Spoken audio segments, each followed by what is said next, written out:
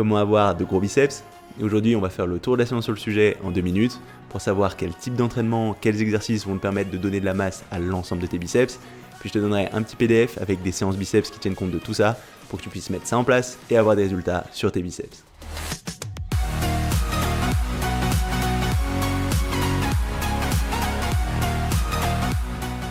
Salut, ici Nico et bienvenue dans un nouvel épisode de 2 minutes science, la mini-série dans laquelle je réponds à une question de la musculation en faisant le tour de la science en 2 minutes ou presque. Et aujourd'hui, on va parler des biceps. Et les biceps, c'est un thème assez important parce que je pense qu'avec les pectoraux et les abdos, c'est un des premiers muscles qu'on a envie de développer quand on se lance dans la muscu.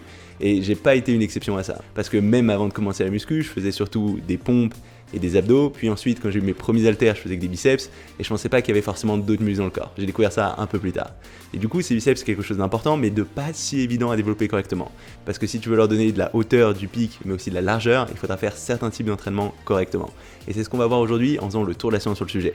Mais avant de se lancer, je voulais te faire un petit rappel sur l'anatomie de ce biceps. J'en ai parlé dans ma dernière vidéo, donc il n'y a pas très longtemps, sur le pic du biceps que tu peux aller voir maintenant, dans lequel je donne l'exercice qui a fait le plus la différence sur mon pic du biceps, donc cette boule qui va ressortir quand tu vas contracter ton bras. Donc là, je vais juste faire un rappel rapide sur l'anatomie de ce biceps, parce que ce qu'on entend par biceps souvent, c'est pas que ce biceps, c'est le biceps et un muscle qui est dessous qui va s'appeler le brachialis. Pour ce qui est du biceps à proprement parler, tu vas retrouver 2 faisceaux. D'abord, le faisceau long qui va être vers l'extérieur de ton biceps, qui va être plutôt responsable de la hauteur de ce biceps de ton pic, mais aussi la portion courte qui va être un faisceau vers l'intérieur de ton biceps et qui sera plus responsable de la largeur de ton biceps, donc de la boule que tu vas avoir à l'intérieur de ton biceps quand tu vas contracter ton bras. Mais le deuxième muscle dont je t'ai parlé qui est aussi très important, ça va être ce brachialis qui va passer sous ce biceps, qui va être aussi un muscle relativement massif et qui va être très important dans la flexion de ce coude auquel va assister le biceps. Parce qu'en fait, ce biceps, ça va être non seulement un fléchisseur du coude, ça veut dire qu'il va plier ton bras, mais aussi un supinateur, ça veut dire qu'il va aider ton avant-bras à passer de la position avec la paume vers le sol, vers la position avec la paume vers le plafond. Donc ça va être ces deux actions qui vont entrer en jeu et il va y avoir aussi une légère flexion au niveau de l'épaule qui va être initiée par ce biceps, mais qui est relativement légère, qui n'est pas très importante. Donc voilà pour ce rapide rappel d'anatomie, et maintenant on va se lancer dans la science sur ce biceps pour savoir concrètement comment l'entraîner pour le développer efficacement, avoir à la fois de la hauteur, de l'épaisseur, avoir ce pic du biceps. Donc je vais aller regarder tout ça. Comme d'habitude, tu peux retrouver toutes les recherches que j'ai mentionnées dans la description sous cette vidéo. N'hésite pas à aller y jeter un petit coup d'œil, et s'il y a des recherches que j'ai pas mentionnées et qui sont intéressantes, tu peux en parler dans les commentaires. Donc maintenant il ne reste plus qu'à lancer le chrono et à regarder ce que dit la science sur le sujet de l'entraînement du biceps en 2 minutes. C'est parti. Pour commencer, je suis allé voir comment faire pour stimuler toutes les parties de ce biceps, à la fois la portion longue, à la fois la portion courte, et aussi le brachialis, parce que pour réussir à développer de la masse dans l'ensemble de ce biceps, il faut réussir à cibler toutes ces parties.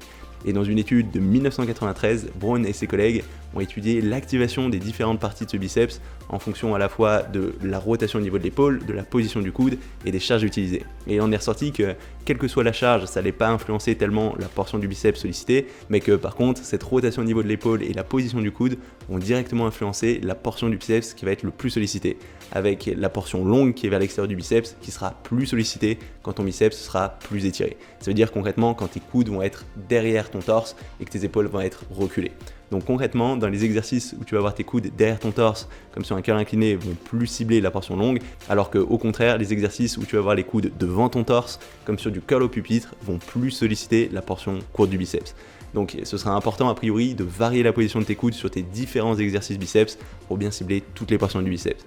Après, en lien avec ça, j'ai trouvé une super étude qui date de 2009 de Oliveira et ses collègues qui ont justement étudié l'activation du biceps sur ces différents types d'exercices. Concrètement, ils ont comparé 3 exercices, à savoir le curl classique aux haltères, le curl incliné aux haltères avec les coudes derrière le torse et le curl au pupitre à l'haltère. Et ils ont regardé l'activation du biceps sur chacun de ces exercices, à la fois sur la phase de contraction et sur la phase d'étirement. Et ce qui en est ressorti, c'est que selon le type d'exercice, l'activation ne se faisait pas de la même façon.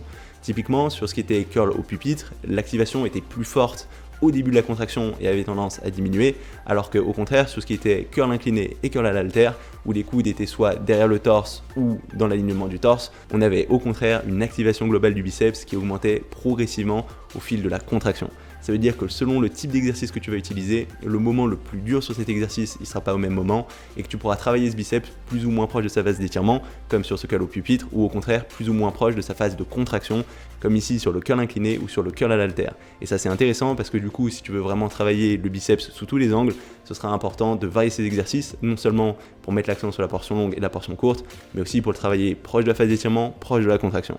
Donc cette étude, elle tend à confirmer qu'on a d'autant plus intérêt à varier tes exercices biceps et notamment avoir des exercices avec les coudes devant, les coudes derrière, les coudes dans l'alignement de ton torse pour vraiment cibler toutes ces fibres sous tous les angles.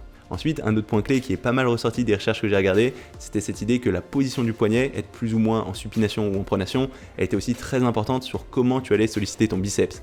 Et dans une étude de 1995, Netto et ses collègues ont montré qu'une position des mains en supination, paume vers le plafond, avait plus tendance à recruter le biceps, alors qu'une position neutre, voire plutôt en pronation, avait plus tendance à solliciter le brachialis. Donc a priori, si tu veux développer tous ces biceps correctement, ce sera aussi important de varier cette position de tes biceps sur tes différents exercices.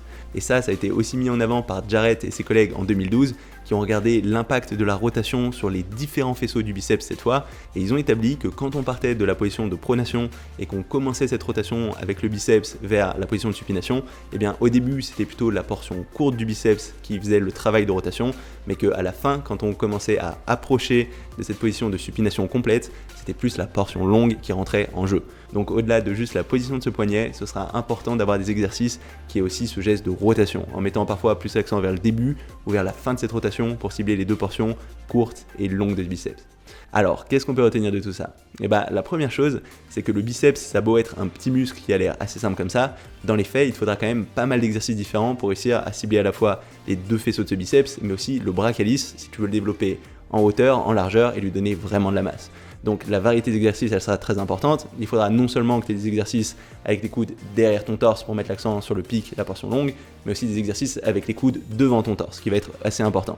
Ensuite, le deuxième point, c'est que si tu veux vraiment développer tout l'ensemble de ce biceps, il faudra aussi varier la position au niveau de ta prise. Donc avoir des prises neutres, avoir des prises en supination, aussi des prises en pronation pour bien cibler tous les faisceaux, mettre aussi l'accent sur ton brachialis pour développer cette largeur du biceps. Et le dernier point qu'on a vu, c'est cette idée qu'avoir des gestes de rotation, c'était aussi intéressant pour développer l'ensemble de ce biceps. Après, pour tout ce qui est fréquence d'entraînement sur ces biceps, j'ai essayé de chercher un petit peu, mais j'ai pas vraiment trouvé d'études dédiées à ça. Mais de ce que j'ai retrouvé chez la plupart des bodybuilders naturels et experts, apparemment travailler fréquemment ce biceps avec pas forcément énormément de volume, c'est relativement intéressant. Parce que ce biceps, c'est un muscle qui est relativement petit comparé par exemple à tes jambes ou à tes dorsaux, et du coup il faudra pas énormément d'exercices pour essayer à le cramer, mais aussi il va récupérer plus rapidement et tu vas pouvoir le retravailler plus vite. Donc c'est intéressant de ne pas avoir énormément d'exercices, 2 à 3 exercices par séance, ça semble suffisant si tu as 2, 3 voire 4 entraînements biceps dans ta semaine, mais ensuite c'est vraiment important d'avoir cette fréquence d'entraînement, d'avoir au moins ces 2 entraînements par semaine, et dans l'idéal d'entraîner ces biceps presque tous les 2 jours, ça donne aussi de très bons résultats. Donc concrètement, comment tu vas pouvoir mettre tout ça en place ? Et bah pour t'y aider, je t'ai préparé 3 séances biceps que tu vas pouvoir télécharger sous la forme d'un petit PDF. Donc tu vas trouver un lien sous cette vidéo si tu veux le télécharger maintenant, et tu pourras accéder directement à ces 3 séances qui tiennent compte de tous ces principes scientifiques qu'on a vus aujourd'hui.